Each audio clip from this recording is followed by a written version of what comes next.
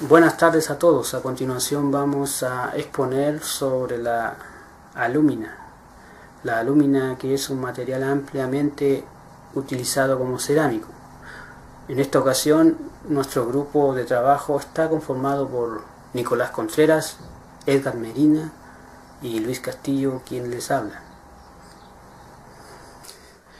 La alúmina está compuesta por 2 átomos de aluminio y 3 átomos de oxígeno. La alúmina en estado puro la podemos encontrar en la naturaleza como corindón mineral, zafiro y rubí, como piedra preciosa. El óxido de aluminio o alúmina es un material cerámico muy versátil. Es uno de los compuestos más usados en la ingeniería. Su dureza ha permitido instalarse en la industria de los materiales abrasivos. Tiene un gran número de aplicaciones tanto en arquitectura, construcción naval, aeronáutica, la fabricación de vehículos. Esto por su elevada proporción, resistencia y peso. Como mineral, en la naturaleza, la alúmina se encuentra presente en la bauxita. La bauxita contiene cantidades variables de óxido de aluminio hidratados. La bauxita es una roca sedimentaria compuesta por alúmina. También posee en menor proporción óxido de hierro y sílice. La bauxita es la principal mena de aluminio utilizada por la industria. La bauxita se origina como residuo producido por la meteorización de las rocas ígneas. Esto en condiciones geomorfológicas y climáticas adecuadas. Ahora hablar un poco sobre el proceso de la obtención de la alúmina. El proceso industrial de la fabricación de la alúmina se denomina proceso Bayer. Este proceso fue desarrollado en Francia a principios de 1890 y continúa siendo en la actualidad el método dominante para la fabricación de alúmina. Actualmente se han realizado adaptaciones a esta tecnología con el objeto de aumentar la capacidad de producción, mejorar calidad del producto y reducir los consumos de energía. Existen otras alternativas al proceso Bayer. Esto para la producción de alúmina a partir de arcillas, alumitas y otros minerales. Estos estudios han resultado más costosos que el proceso Bayer, por tanto continúan siendo estudios de investigación. Las etapas del proceso Bayer son las siguientes. En una primera etapa tenemos la preparación de la bauxita, que consiste en la reducción de tamaño del mineral. Generalmente son 2 etapas de chancado y una de molienda.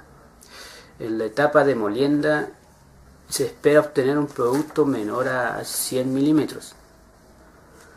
Luego de obtener esa pulpa, la molienda se realiza en húmedo, se pasa a la etapa de digestión. La pulpa proveniente de molienda se disuelve en un estanque con soda cáustica. Con esto se produce o se forma una solución enriquecida de aluminato de sodio.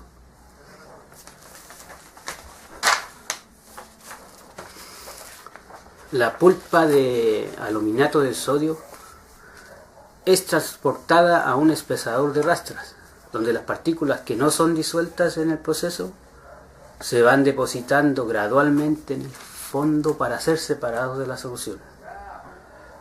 Estas partículas son los agentes contaminantes, los desechos del mineral, y en general, se denomina barro rojo.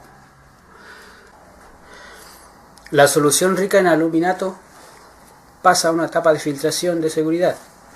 Esta etapa de filtración se realiza para eliminar los residuos en suspensión que no lograron precipitar en la etapa de espesamiento. Después de la etapa de filtración, la solución pasa a una etapa de enfriamiento. Esto para alcanzar una temperatura entre 50 y 70 grados Celsius. Esta es la etapa o temperatura ideal, para la subsiguiente etapa de precipitación. En la etapa de precipitación se agregan finas partículas de alúmina, esto con el fin de inducir la precipitación de las partículas de alúmina pura en solución. Los mecanismos de la precipitación esperados según las prácticas industriales son crecimiento y aglomeración. El crecimiento se facilita cuando hay cierto grado de sobresaturación de la solución. La aglomeración se ve favorecida por una relación elevada entre la alúmina y la soda cáustica, también por altas temperaturas y también por la poca destrucción de flóculos en el manejo de pulpas de hidrato. Una vez que se produce la precipitación, el producto se va a otra etapa de filtrado. La operación se realiza por medio de filtración al vacío, usando filtros rotatorios. El objetivo de la filtración es alcanzar un contenido bajo de humedad superficial para minimizar los requerimientos de calor en el área de calcinación.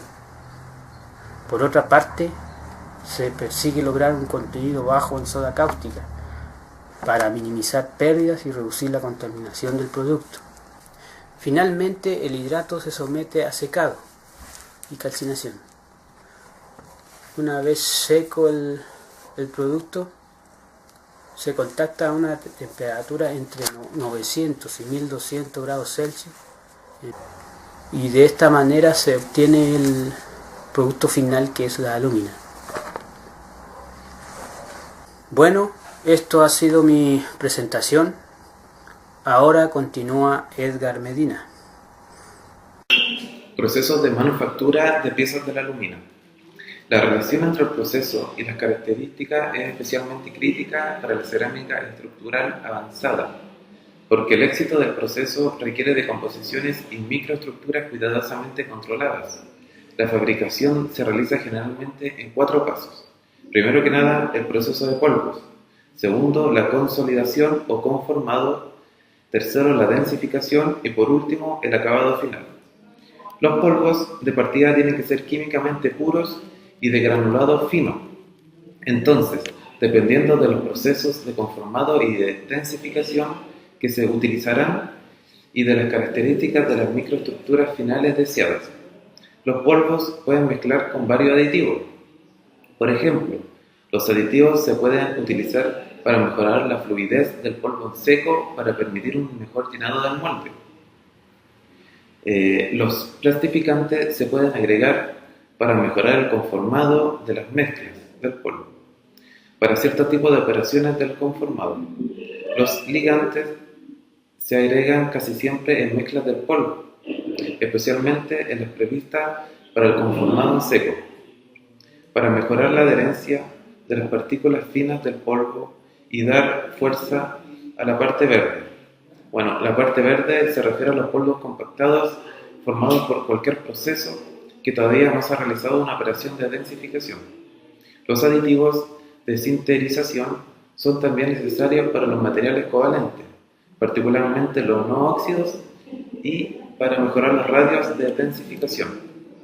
Bueno, en este momento les voy a nombrar los tipos de conformados. Una vez que se ha procesado el polvo y el sistema de composición, varias técnicas se pueden utilizar para realizar el conformado. El prensado en seco, que es uniaxial o isostático. El conformado plástico, que es de extrusión o moldeado por inyección. En una operación de prensado en seco, los polvos se alimentan en un dado o una cavidad compacta, bajo presión. En general, el prensado se puede dividir en 2 categorías: uniaxial, que significa uniprensado, e isostático, que es isoprensado. En el prensado uniaxial, el polvo se alimenta en un dado y la presión se aplica externamente a lo largo de un solo eje, el cual limita esta técnica a formas relativamente simples. El prensado isostático, el polvo se alimenta en un molde compresible o bolsa y la presión es aplicada uniformemente en todas sus direcciones, por medio de un líquido o un gas. El slip casting implica agregar un polvo de cerámica a un medio líquido que sea acuoso, producir una mezcla que se vierte en un molde poroso.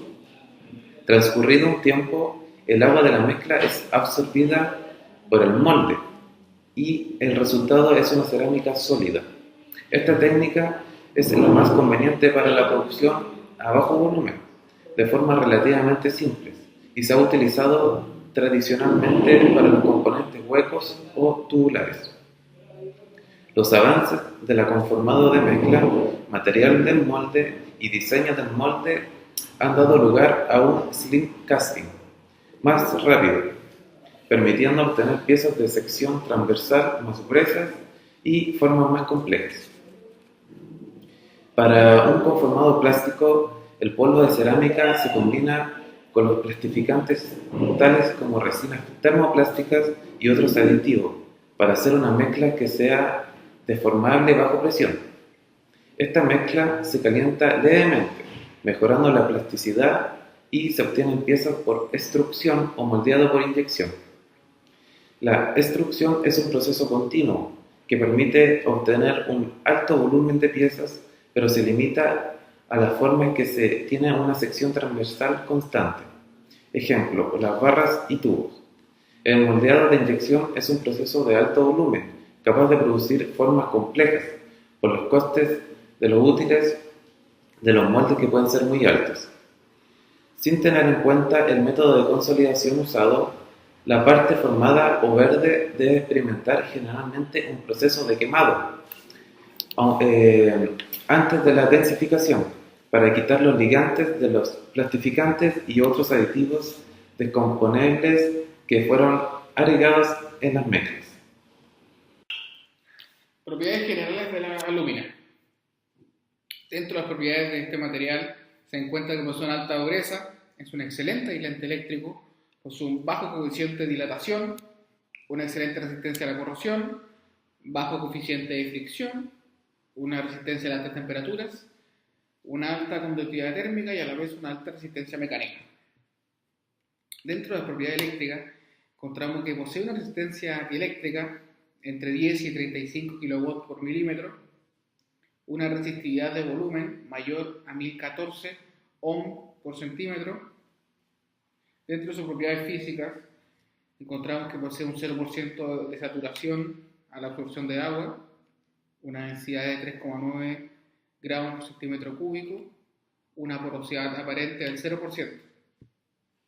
Propiedad mecánica de este material, la dureza media NUC es de 2100 kg fuerza milímetro cuadrado. Medida en Vickers, la dureza es entre 1500 y 1650 kg fuerza milímetro cuadrado. Posee un módulo de tracción de entre 300 y 400 gigapascales, una resistencia a la cizalla de 330 megapascales, una resistencia a la compresión de entre 2200 y 2600 megapascales, una resistencia a la tracción entre 260 y 300 megapascales. Posee un calor específico entre 850 y 900 kJ por kilogramo. Estas son las propiedades térmicas de la alúmina, el calor específico. La temperatura máxima de utilización es de 1700 grados Celsius y posee un punto de recocido de 2100 grados Celsius. Posee una buena resistencia química en los ácidos concentrados, en los ácidos diluidos, en los alcalis, en los metales y en los halógenos. Los usos de este material. Bueno, la industria del aluminio utiliza la alúmina fundamentalmente como materia prima básica para la producción de aluminio. Además, la alúmina se utiliza por sus propias cualidades como material cerámico, de altas prestaciones en aplicaciones donde se necesite emplear un aislante eléctrico en condiciones de altas temperaturas.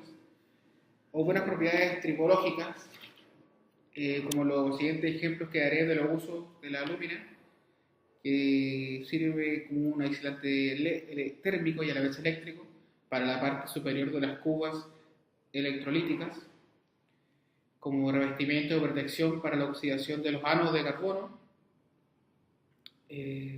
como absorción de las emisiones provenientes de las cubas, y también se utiliza en el área sanitaria.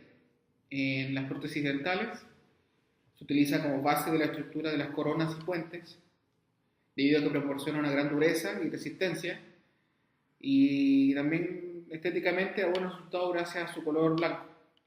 En los molinos de bolas se emplea para preparar esmaltes u otros materiales cerámicos como bolas de molienda. También se utiliza la fabricación de termita mezclada al 50% con óxido de hierro, y es un excelente aislante eléctrico para las bujías de los vehículos a gasolina y como abrasivo en muchos procesos industriales de acabado, pulido y mecanizado por ultrasonidos.